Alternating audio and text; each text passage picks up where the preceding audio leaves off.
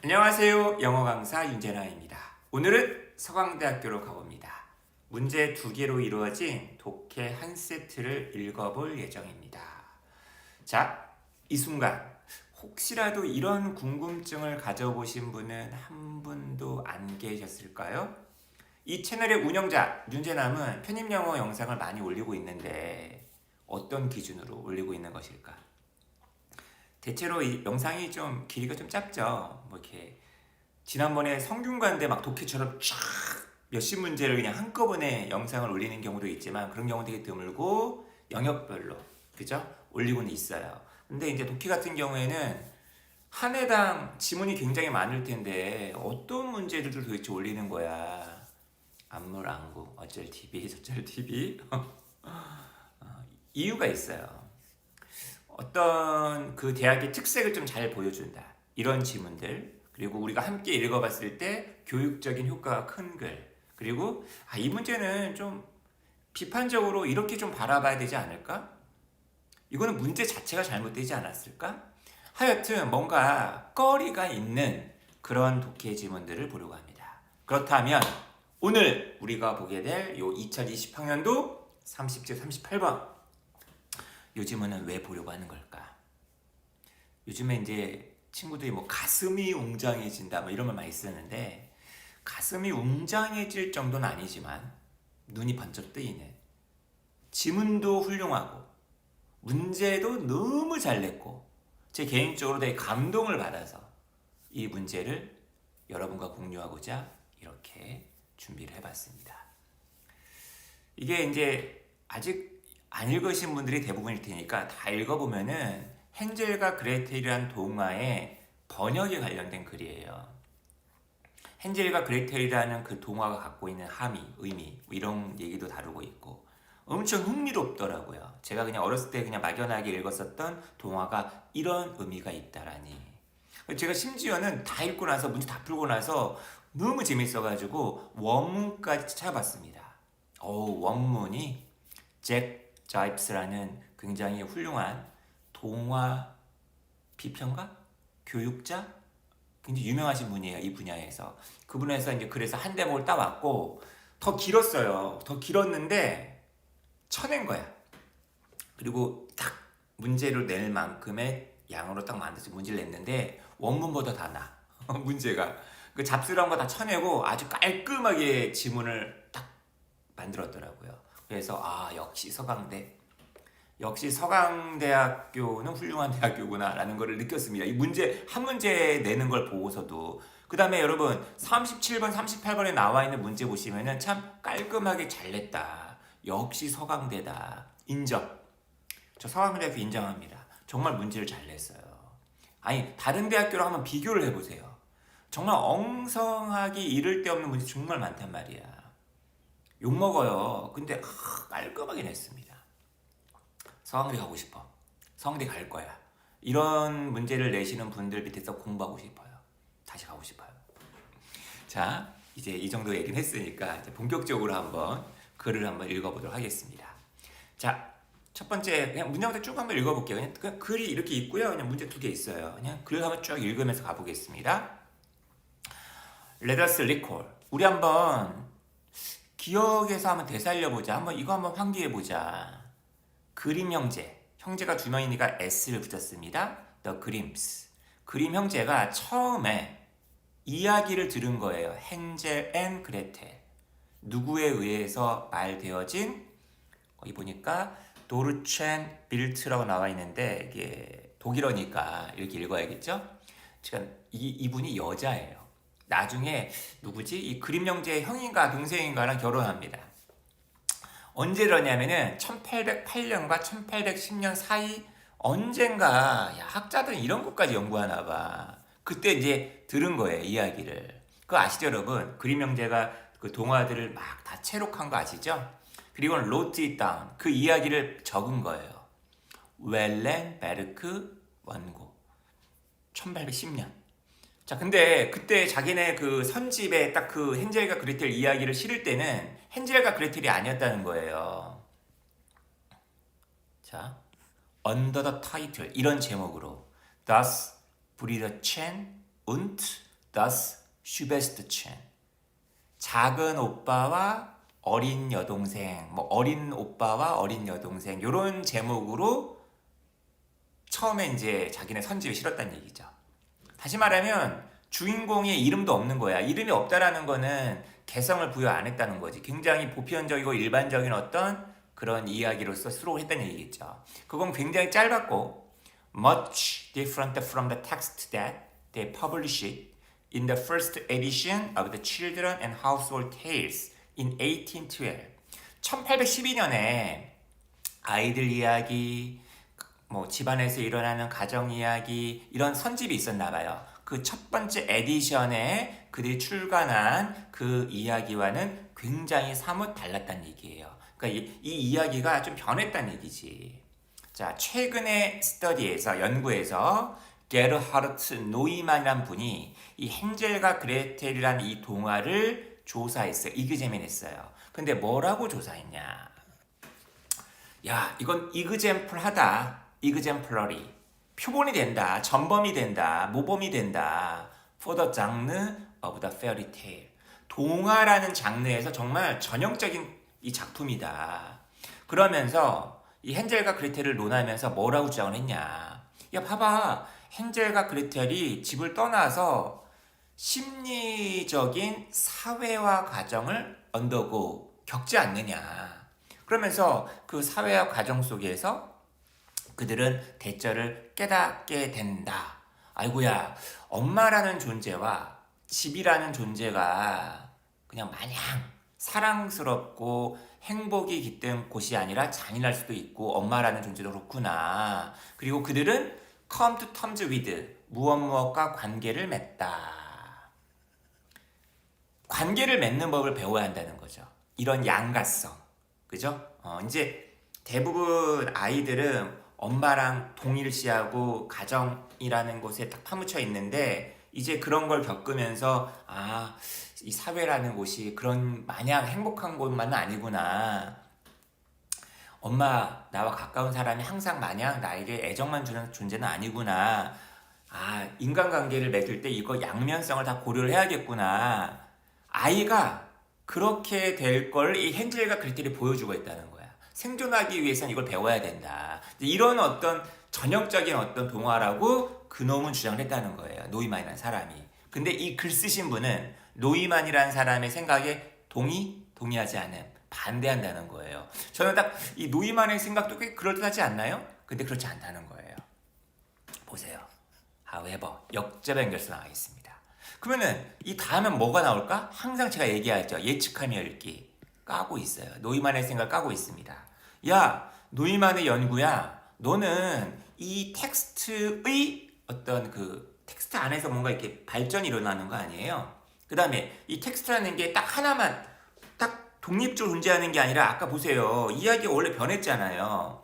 환경에 따라 달라지기도 하는 거 아니에요? intertextual 여기 T가 빠졌네요. 철자가. 그죠? 그런 어떤 발전. 이걸 넌 무시했어. 그리고 야, 이 이야기가 가지고 있는 가난이란 문제, 부모에 의해서 애들이 버려지죠 있죠? 그 다음 이 사람이 지금 얘기한 단어 중에 여기 좀 어렵습니다. 가부장주의, 아빠 남자주의. 어떻게 보면 엄마도 약간은 절대적인 어떤 권력자가 아니라는 얘기죠. 아빠가 그 위에 있다는 거야. 그죠? 이런 중요한 문제를 넌 간과했어. 넌 왜 아빠 문제를 다루지 않아? 이런 얘기예요, 지금. 자, 그러면서 자기가 요걸 해보겠다는 얘기죠. 비판적인 독해. 그죠? 비판적인 독해라면 모름지기 텍스트의 어떤 변화를 집중했어야지. 이 그림 영재가 메이드했었던. 왜? 그림 영재가 왜 이 텍스트를 변화시켰을까요? 바로 아빠가 이 아이들을 못살게 구는 빅티마이즈 시키는 피해자로 만드는 가해자 빅티마이저로서 역할이 있었는데 그림 영자가 봤을 때 이 아빠를 좀 봐준 거예요. 그리고 뭐 한 거예요? 오히려 계모를 갖다가 나쁜 여자 만든 겁니다. 보세요. To depict a stepmother as aligned with a witch. depict A의 B가 뭡니까? A를 B로서 묘사하는 거 아니야. 야, 저 계모 있지? 헨젤과 그레텔 그 계모 있잖아요. 얘를 갖다가 마녀랑 약간 일치되게끔 aligned with 하게끔. 그러니까 마녀라는 존재가 되게 나쁜 존재 아니에요 원래, 그죠? 그 왜 얘네 산채로 있잖아, 잡아먹으려던 마녀 있잖아, 얘랑 일치시키게끔. Who wants to devour the children. 그 아이들을 갖다가 피둥피둥 살찌게 한 다음에 잡아먹으려고 했던 거 아니야. devour 하기를 원하는 그 마녀랑 일치하게끔. 자, 근데 여기까지가 이제 나름 이 글 쓰신 분의 생각이고요. 자, 한번 계속 읽어보겠습니다. 재나면 좀 더 위로 갑시다. Over the course of 47 years. 47년이라는 기간 동안, 이야, 대단하네. 여러분, 이 그림 형제가요, 그 이야기를 계속 바꾸었대요. 야, 그림 형제가 장난 아니네. 중요한 어떤 모티프하고 사건들을 갖다 첨가하더래요. 그래서 1812년, 10년 이때 들었던 얘기 아니야. 근데 57년 버전. 오늘날의 1857년 버전. 작품 제목이 뭡니까? Kinder und Hausmärchen. 영어치로 얘기하면 Children's and Household Tales. 요거 이제 최종판에 나왔단 말이야. 1857판에 나왔단 말이야. 이것이 가장 확정적이고 오센틱, 진본이다. 이게 정통이다. 근데 큰 따옴표 해놨네? 큰 따옴표는 니들의 얘기란 얘기예요. 사람들이 얘기한 소위란 얘기예요. 이 글 쓴 사람은 동의하지 않아. 오센틱하다고 동의하지 않는 거지. 보세요. 단번에 뒤에 나와 있잖아. 어떻게, how, can, 그죠? 어떻게, 어떠한 텍스트, 대절이 꾸며주고 있네요. 그죠? 아니, 도르첸 빌트란 여자가 처음 얘기했어. 그리고 다른 사람에 의해서 옮겨 적어졌고 번역되었고 누구의 관점으로부터, 그림 형제의 관점으로부터. and then 그리고 나서 벌써 끝난 게 아니야. 편집되었어. 그 다음에 뭐 됐어? 그 다음에 수정도 되었어. 수차례 걸쳐가지고 1810년에서 57년까지, 그죠? 이랬었던 어떤 작품이 어떻게 오센틱하다? 오리지널하다? 라고 간주가 될 수 있겠느냐? 수사 의문문이죠. 그렇게 간주될 수 없다는 얘기죠. 이러한 물음은 큰 문제를 갖다가 드러낸다. 어떤 문제? 왜 우리는 인정하지 않느냐는 거야. 왜 인식하지 않느냐는 거야. 바로 번역이라는 문제를. 야, 이제 이 사람은 이제 번역에 대한 얘기를 하려고 하는 겁니다. 트랜슬레이션, 번역이라는 것은 이런 구전, 민담, 포크테일에 있어서 중요하다. 우리나라 전래동화도 마찬가지 아니겠습니까? 몇몇 점에 있어서 번역이라는 것이 뭐냐? 여러분, 번역이라는 것에 대한 이 사람의 정의가 나옵니다. 근데 꼭 다른 유명한 사람의 말을 인용합니다. 갑자기 정신분석학자의 그 창시자인 프로이트 얘기를 꺼내요. 프로이트가 Das Unheimliche, 이걸 갖다가 이제 영어식으로 얘기하면 The Uncanny. 우리 인생에 있어서 약간 좀 야리꼬리한 거 있잖아. 명쾌하게 설명이 안 되는 거 있잖아. 불가사의한 거 있잖아. uncanny한 거. 이거 어휘 문제로 많이 나오는데 사실 uncanny란 단어는 프로이트란 사람을 이해하려면 인문과학에서 정말 중요한 인물이죠. 문학 전공하시는 분들은 프로이트 모르면 안 되는데 uncanny란 단어는 정말 프로이트에서 정말 중요한 개념이란 말이야. 반드시 알아야 돼. 라고 부른 것을 극복하는 것이다. 이런 번역이라는 거는 내가 어떤 작품을 읽고서 속속들이 다 이해한 다음에 번역하는 거 아니야. 다시 말하면 중간에 uncanny한 게 있다 하더라도 내가 극복해내야 되는 거죠. 보세요. so that. 그래서 여러분 여기서 so that이 아니네요. 여기서 끊어집니다. 그래서 it, that, which 이하가 that을 꾸며주는 거니까 이걸 한 단어로 얘기하면 관계대명사 what이라고 봐도 되겠네요. What is strange? 이상한 것이, uncanny한 것이 이제 familiar, 익숙한 것이 되는 것이고 우리는 그것에 대해서, 그 왓절에 대해서, that which is strange에 대해서 편안함을 느끼게 되는 것이다. 번역가라는 것은 그 unheimlich, heimlich가 영어로 얘기하면 home이에요. 집 같은, 편안한. 여러분 그거 아시죠? heim이란 단어가 집이란 독일어라는 거. 가끔 가끔 빌라나 펜션 같은 데 보면은 무슨 하임으로 끝나는 경우 되게 많잖아요. 초코하임은 초코집인가? 그러면? 뭐 있어요. 하임으로 끝나는 거 되게 많아요, 여러분. 그죠? 번역가는 unheimli한 것을 가져다가 not 호미한 걸 가져다가 그걸 갖다가 바꾼다는 거죠. 하임리한 것으로, 호미한 것으로. 여기 나와 있는 소우댓은 뭐죠? 이게 결과입니다, 여러분. 그래서 우리는 위협감을 느껴 안 느껴? 안 느낀다는 거죠. 바로 뭐에 의해서? 그렇지 않았다면. 그렇지 않았다면이 뭐야? 번역 안 되었더라면, 번역에 의해서 극복되지 않았더라면 이해할 수 없는 것에 의해서. 그게 바로 뭐야? unheimlich, 언캐니한 거죠. 그거에 의해서 위협받지 않게 된다. 편하게 읽게 된다는 얘기죠. 사실 그 헨젤과 그레텔 이야기 안에는 우리를 굉장히 불편하게 만드는 요소가 있었는데 그냥 그 괴물을 뭐 예를 들면 가난이라든지 아이를 갖다 버린다든지 근데 이거 갖다가 그냥 계모가 못된 년 이렇게 해버리면 얼마나 편해져 버립니까? 계모한테 모든 걸 죄를 다 돌리면 되는 거 아니야. 지금 그 얘기가 이제 안에 내포되어 있는 겁니다, 여러분. 그 얘기는 사실 이런 얘기까지 해주는 사람은 저밖에 없어요. 자, 문제 한번 보겠습니다. 저자는 이 글 쓰신 분은 프로이트의 개념, 즉 uncanny in life라는 개념을 다루고 있어요. 대절을 갖다가 보여주기 위해서. uncanny라는 개념을 왜 끌어들였냐는 얘기예요, 여러분. 이 글에서 선택지가 4개밖에 없으니까 차분히 한번 읽어봅시다. 1번 헨젤과 그레텔은 아주 모범적인 동화입니다. 아이의 이게 좀 이상한데? The process of children. 이게 어퍼스트로피 S가 들어가줘야 될 것 같은데, 그죠? 아이들의 심리적 사회화 과정을 보여주는. 이거는 노이만 얘기잖아요, 그죠? 1번 칠게고요. 2번 그림 형제는 엄마 빅티마이저로서 엄마의 역할을 최소화한다. 아니죠, 아빠의 역할을 최소화했죠. 이건 거의 뭐 내용 일치 불일치 문제 아니야? 3번 번역한다라는 것은 투부정사가 주어네요. 투부정사가 주격보어네요. 다른 누군가의 말을 해석해 최대한 충실히 as possible 원래 의도에 맞춰서. 지금 뭔 얘기하는 거야? 극복하는 건데. 번역이란 포함한다. interrogation 신문 막 묻고 따지는 거야. 그리고 반복 어떤 텍스트. 근데 반복하는데 자기 자신의 언어로. 그래야지 이질적인 for이는 어떤 내러티브가 파밀리하게 되겠지. 단 몇 번? 4부 끝? 이거 거의 뭐 내용 일치 불일치 문제네요, 그죠? 38번 가볼까요? 추론할 수 있는 거?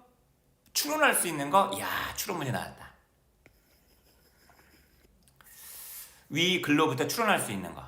자, 여기 지금 4개의 문장은 명시적으로 글에는 안 나와 있지만 추론할 수 있는 게 뭐냐? 1번 웰렌베르크 그 원고는 아까 그림 형제의 원고였죠? 헨젤과 그레텔의 초기 버전을 포함하고 있는데 그 초기 버전은 가장 오센틱한 텍스트라고 간주된다. 아니죠. 1812년에 웰렌베르크 원고가 나오고 1857년께 그게 최고 진품이다. 정통이다 라고 간주가 되고 있는 거니까 요거는 아니네요. 1번 가. 2번 도르첸 빌트는 비렐름 그림에게. 비렐름이라는 사람 얘기 한마디도 안 나왔는데 그죠? 야, 이거는 내가 아까 처음 칭찬했던 거를 다시 물려야겠네. 이거 문제 낸 사람만 알 수 있는 정보 아니야. 비렐름 그림. 그림 형제라고만 나와 있지 비렐름 그림 얘기는 없잖아요, 지금. 이거는 서강대학교 요 문제 내신 분이 좀 심했다. 이거 전공자인가 보네. 그죠? 이 아동문학. 내가 봤을 땐 영어 교육, 독어 교육 이거 전공자인 것 같아. 그죠? 도르첸 빌트는 비렐름 그림에게 이야기를 말했는데 어떤 이야기예요? 엄마가 엄마가 어떻게 아이를 다 잡아먹습니까? 에이 진짜. 게르하르트 노이만의 연구는 중간 계급 얘기가 왜 나오죠? 그래서 뭐 이게 계급에 따른 어떤 거 얘기 없잖아요. 중간 계급의 테너를 갖다 점검하고 있다. 가난과 기근에 관한 19세기 독일.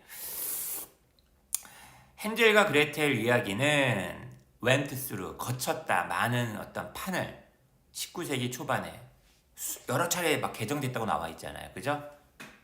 그 가운데에서 1857년 그 작품이 정통이다라고 했으니까 그 중간에 여러 판이 있었다라는 걸 짐작해 할 수 있는 거죠. 답 몇 번? 4번. 오케이. 어때요? 서강대학교 이 정도 지문이면 뭐 여유롭게 우리 그냥 헤쳐나갈 수 있지 않습니까? 이거 푸는데도 굉장히 많은 시간이 걸렸던 분도 계실 거 아니야. 근데 우리는 얼마나 쉽게 명확하게 잘 풀었습니까? 여기서 잘 풀어냈던 것들 발판 삼아 다른 지문들까지 여유롭게 해결. 그럴 수 있어야 된다는 거죠. 21학년도, 22학년도, 23학년도 편입영어도 육힌 편입. 저만 믿고 따라오시기 바라겠습니다. 자, 저는 다른 영상으로 또 여러분들 만나 뵐게요. 헨젤과 그레텔 한번 동화 다시 한번 읽어보러 가야겠습니다.